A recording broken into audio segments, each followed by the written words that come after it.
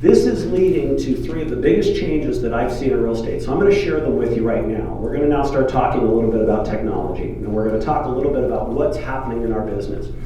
Back when some of us started in the 90s, we actually had what was called buyer's agents. These were people, agents of course, that loved to work with buyers. In fact, they would even put on their business card, buyer's agent, okay?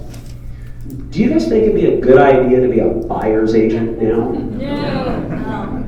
Why not? Because you do all the work.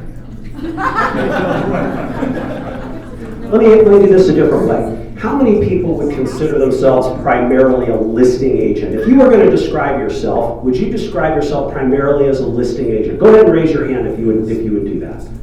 Okay, interesting. Now let's say that you really prefer to work with buyers. And by the way, there's nothing wrong with that. You gotta have a buyer and you gotta have a seller to have a real estate transaction. Let's say that you really prefer to work with buyers. You call yourself more of a buyer's agent. How many people haven't gotten out of bed yet and you're not quite sure which one you are? Mike, Mina. Thank you, Mike, for being honest. Guys, here's the problem with being a buyer's agent. Technology took their job away from them. Do you guys get what I'm saying? Yeah. Do you understand very, very clearly how that impacts you if you want to work with buyers? It isn't just that the buyer wants to go direct to the listing agent because they think they'll either get the house or get a better deal, although that is certainly happening and has been happening for a number of years. In a more balanced market, that won't happen. Buyers really want their own representation. They do. They don't want to work with the agent representing the seller. But if they think there's an advantage, either financial or otherwise, they're going to do that, which means that the buyer agent job is gone from that point of view. Now, why couldn't that happen in 1999 or 1994 or 1997 or 2002? Zillow, technology. Here's the honest answer. I'll give it to you in one word. It's called the internet. The internet has completely changed our business, and what I'm about to share with you is that it started when the buyer started taking control of the transaction. Some of you are old enough to remember that we used to carry these books around. They were called MLS books. They were printed every 2 weeks. And we would use those books to determine what, remember Eddie? To remember what to tell the buyer what they were going to see. Renee, you're going out with me this Saturday, and I've selected these 4 homes that we're going to take a look at. Now, how often does that happen anymore? It may, but they're going to tell you what about X and Y and Z. I want to see those too. Why? Because they have total control of the process. Now, those of you that were listing agents, go ahead and raise your hand if you really like. Come on, raise your hand. Are you shy? Come on. I'm up here in the middle of a room walking around spinning, for goodness sake. All right, so here's what you guys, I think, might be getting, but I'm not sure you do. Just like the internet took the control away from the buyer's agents 12, 15 years ago, it's now doing it to the listing agents. And here's how it's doing it. About 2 years ago, I got a call from somebody, and I didn't recognize them. And they said, we want to interview you for the job of selling our home. I said, terrific. I have a series of questions I need to ask before I come out so I can be prepared.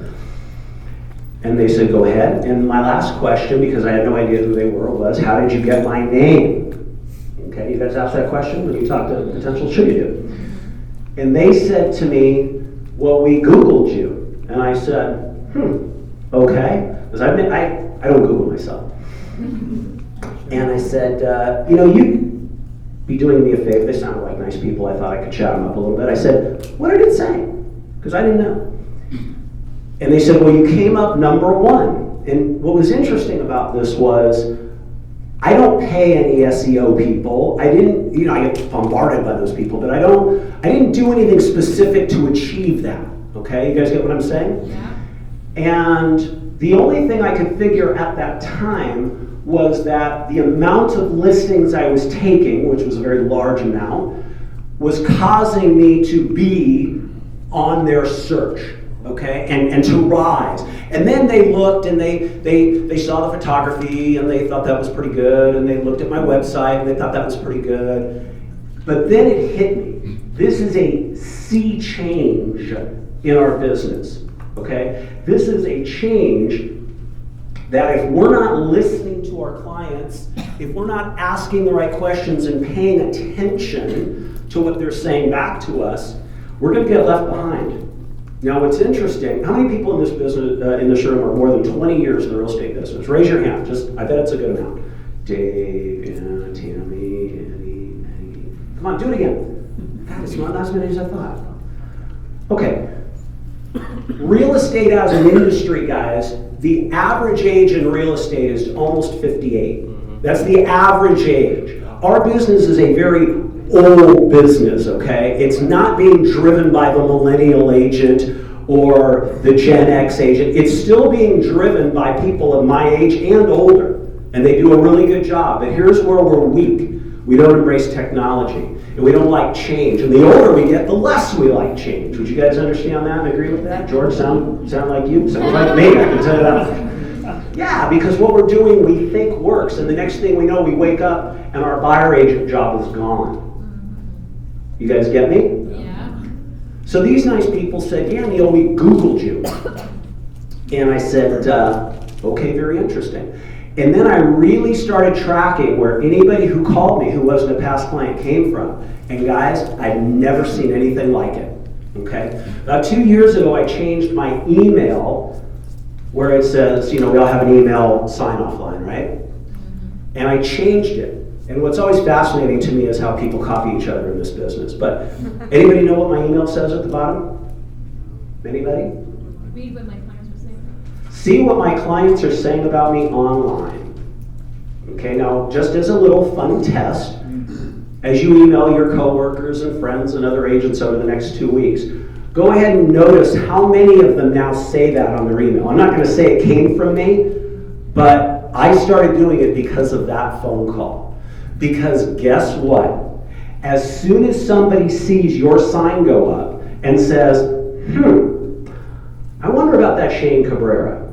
He seems like he sold that home pretty quickly. Why don't we Google him? Okay? So here's the point, and this is so important for us to understand.